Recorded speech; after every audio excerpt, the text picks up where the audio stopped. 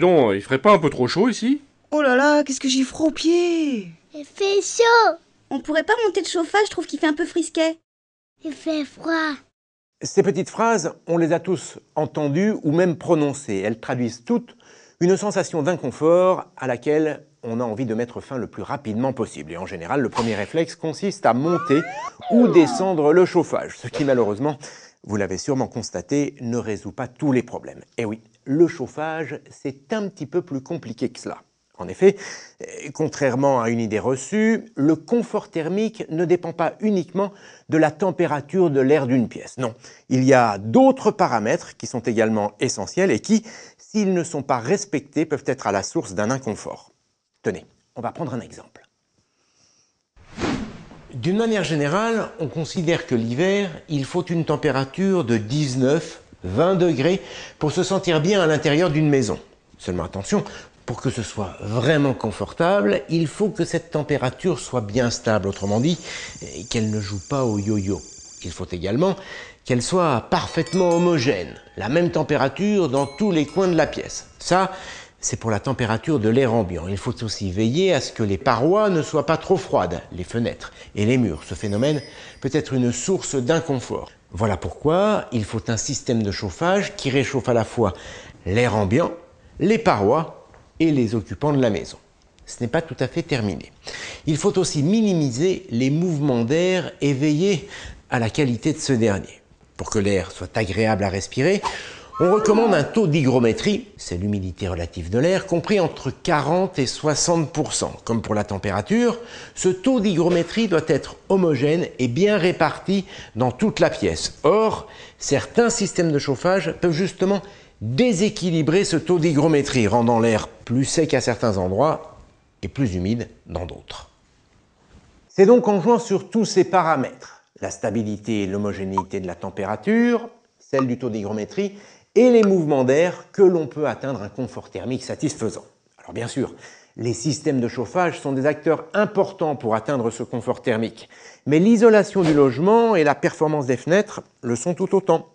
D'ailleurs, très souvent, des travaux d'isolation sont suffisants pour améliorer le confort thermique et dans tous les cas, ils doivent être étudiés avant de rénover un système de chauffage. Pendant bien longtemps, et souvent à juste titre, on a pensé que le chauffage électrique n'était pas en mesure d'atteindre un confort thermique, comment dire, absolu. C'est vrai que quand on parle de chauffage électrique, on pense bien souvent au fameux convecteur. Normal, c'est le tout premier système de chauffage électrique qui a vu le jour. C'était dans les années 70. Comme son nom l'indique, le convecteur fonctionne sur un principe physique simple, la convection. Un convecteur est équipé d'une résistance qui se trouve à l'intérieur d'un caisson métallique. Au contact de cette résistance, l'air se réchauffe. L'air chaud étant moins dense que l'air frais, il s'élève et s'échappe par le haut de l'appareil, tandis que l'air ambiant, plus frais, vient prendre sa place, etc., etc. Ça tourne en boucle, d'où le mouvement de convection. Alors ce système de chauffage est loin d'être parfait. En effet, d'une manière générale, l'air chaud ayant tendance à s'élever, il fait toujours plus chaud en haut qu'en bas de la pièce. Et avec les convecteurs, c'est encore plus flagrant. La température de la résistance grimpe jusqu'à 300 degrés Celsius. L'air chaud, qui s'échappe de l'appareil, atteint facilement 100 degrés Celsius et parfois plus. Résultat, la température de l'air à l'intérieur de la pièce est, comme vous le voyez, très stratifiée. Et pas la peine d'être un géant pour s'en apercevoir. Même chose avec l'humidité. L'air est plutôt sec au niveau du visage. Dommage, car c'est l'air que l'on respire, alors qu'il est plutôt humide au niveau du sol. Bref, vous l'avez compris, en matière de confort thermique, le convecteur, c'est pas vraiment ce qui se fait de mieux. Le deuxième système de chauffage électrique qui a vu le jour, c'est le panneau rayonnant. On parle également de panneau radiant. On l'appelle comme ça, car il associe à la convection un autre phénomène physique de transfert de chaleur, le rayonnement. Pour bien comprendre, je vous emmène au ski, à la montagne, en plein hiver. Oh non! Un bel hiver avec un beau soleil! Voilà, nous y sommes. La température extérieure est de moins 5 degrés Celsius. Certes, c'est un peu frisqué et pourtant, avec ce beau soleil et malgré le froid, on n'a qu'une idée en tête, celle de retirer l'anorak et de se prélasser en t-shirt à une terrasse. Et tout cela alors qu'il fait moins 5 degrés Celsius. Comme quoi, la température de l'air n'est pas le seul critère du confort. En fait, c'est le soleil qui nous réchauffe directement par rayonnement. Des rayons infrarouges précisément, des rayons invisibles à l'œil nu, mais que nous ressentons parfaitement. D'ailleurs, il suffit d'un nuage et tout de suite on sent la différence. Brrr. Le panneau rayonnant fonctionne sur le même principe. La résistance électrique placée à l'intérieur de l'appareil chauffe une grande plaque qui va rayonner à son tour. Les rayons infrarouges passent en fait à travers les petits trous de cette grille qui protège le dispositif. De cette manière, contrairement aux convecteurs qui ne réchauffent que l'air, les panneaux radiants, grâce à leur rayonnement, réchauffent aussi les surfaces, les parois et donc les corps qui se trouvent à l'intérieur de la pièce. Cependant, ils ont aussi leurs limites. Pour rayonner, les plaques doivent être très chaudes, environ 250 degrés Celsius. Résultat, le rayonnement produit souvent trop de chaleur. D'ailleurs, on le ressent parfaitement lorsqu'on se trouve à proximité du panneau, dans les premiers mètres. Et puis, la température très élevée du panneau provoque là aussi une convection encore très importante qui produit, comme pour les convecteurs, une stratification de la température et du taux d'hygrométrie. En fait, c'est paradoxal, l'inconvénient avec les panneaux radiants, c'est qu'ils peuvent être trop chauds.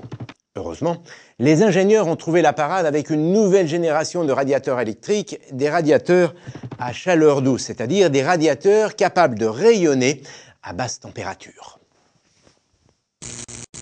Avec ces radiateurs à chaleur douce, la température de l'air qui s'échappe de l'appareil est beaucoup moins élevée. Il n'y a donc plus de stratification de la température de l'air et du taux d'hygrométrie. Et puis, avec ces radiateurs, la température de façade de l'appareil ne dépasse pas les 70 degrés Celsius. Le rayonnement qui est transmis est donc plus doux, moins chaud et moins agressif que celui transmis par un panneau rayonnant. Eh bien, c'est ça, ce que l'on appelle la chaleur douce. Autant dire qu'avec ces radiateurs à chaleur douce, on commence à s'approcher d'un confort thermique, disons, très satisfaisant. Enfin, il manque tout de même à la chaleur qu'il diffuse ce petit quelque chose qui permet d'éviter les variations de température. Eh bien, ce petit quelque chose, c'est ce qu'on appelle l'inertie. L'inertie, c'est la capacité qu'a un matériau d'emmagasiner la chaleur et de la restituer progressivement, sans à-coups. Alors, ce n'est pas quelque chose de nouveau, bien au contraire. Nos grands-parents utilisaient déjà ce phénomène quand ils se chauffaient avec la cheminée. Vous avez sûrement remarqué la plaque de fonte qui est placée à l'arrière de la cheminée. Eh bien, lorsque le feu est alimenté, il réchauffe la pièce ainsi que la plaque de fonte qui monte en température.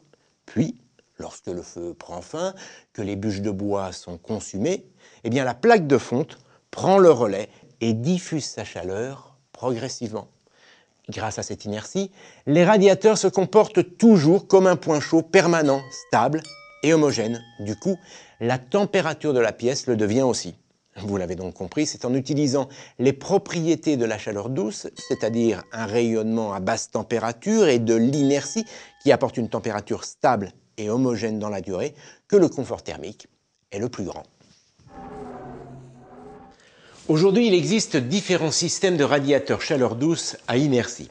Il y a par exemple les radiateurs à fluide caloporteur. La résistance électrique est placée en bas de l'appareil et elle réchauffe un fluide qui se trouve à l'intérieur et qui ensuite va chauffer la façade en aluminium. Et c'est cette dernière qui se met ensuite à rayonner tout en douceur. Puis, lorsque le radiateur est en veille, eh bien, il n'y a pas de rupture. Grâce à l'inertie du fluide caloporteur, eh bien, le radiateur continue à diffuser doucement sa chaleur.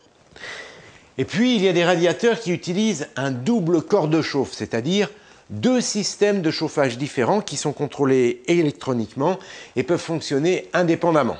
Le radiateur est équipé d'un film chauffant en façade et d'un corps de chauffe en fonte à l'arrière. Concrètement, ce film est parcouru par une résistance extrêmement fine. Ce film fonctionne sur le même principe qu'une vitre dégivrante de véhicule. Il est très réactif, autrement dit, il monte très rapidement en température. Il chauffe la façade qui ensuite rayonne tout en douceur. Alors en général, ce dispositif suffit durant les premières fraîcheurs de l'automne. Puis, quand l'hiver est bien là, eh bien, le corps de chauffe en fonte à l'arrière, vient en renfort et grâce à l'inertie de la fonte, eh bien, la température est toujours bien stable et homogène, même les jours les plus froids. Alors bien sûr, en fonction de la gamme, du fabricant et surtout des matériaux utilisés, ces radiateurs à chaleur douce et à inertie sont plus ou moins performants, mais tout de même, parmi tous les systèmes de chauffage électrique, eh bien, ce sont ces radiateurs qui apportent le plus grand confort thermique. Ils sont aussi performants, voire plus, que le chauffage central, en sachant qu'ils présentent un autre avantage par rapport au chauffage central. L'utilisateur peut choisir la température de chaque pièce en fonction de ses besoins. Alors je sais ce que vous allez me dire, et l'écologie dans tout ça? Eh bien en fait, comme dans bien des cas, c'est en fonction de la manière dont il est utilisé qu'un radiateur électrique se révèle écologique et économique. Et oui, désormais, les thermostats qui équipent ces radiateurs permettent de régler très précisément la température. Alors plus aucune excuse pour ne pas régler la température à 19 degrés plutôt qu'à 20, en sachant qu'1 degré en moins peut réduire la consommation énergétique de 7%. Et puis, il faut également savoir que les nouvelles fonctionnalités qui équipent ces appareils permettent elles aussi de réduire la consommation. Tenez, dès qu'on ouvre une fenêtre par exemple, pour aérer une pièce, ce qui, je vous le rappelle, est fortement recommandé, même en hiver, eh bien certains radiateurs détectent la chute de température et se mettent aussitôt à fonctionner au ralenti, ce qui évite de chauffer pour rien et de gaspiller. Et puis, certains radiateurs sont même équipés de détecteurs de présence. Grâce à ce dispositif, ils s'adaptent au rythme de la maison. Une pièce est occupée, il la chauffe en mode confort. En revanche, quand elle est inoccupée pendant un certain temps, ce que l'appareil détecte, eh bien la température du radiateur baisse progressivement pour économiser de l'énergie. Autrement dit, vous l'aurez compris, le temps des bons vieux convecteurs qu'on appelait familièrement grille-pain est révolu. Avec les radiateurs chaleur douce à inertie, on a la bonne quantité de chaleur au bon endroit et au bon moment.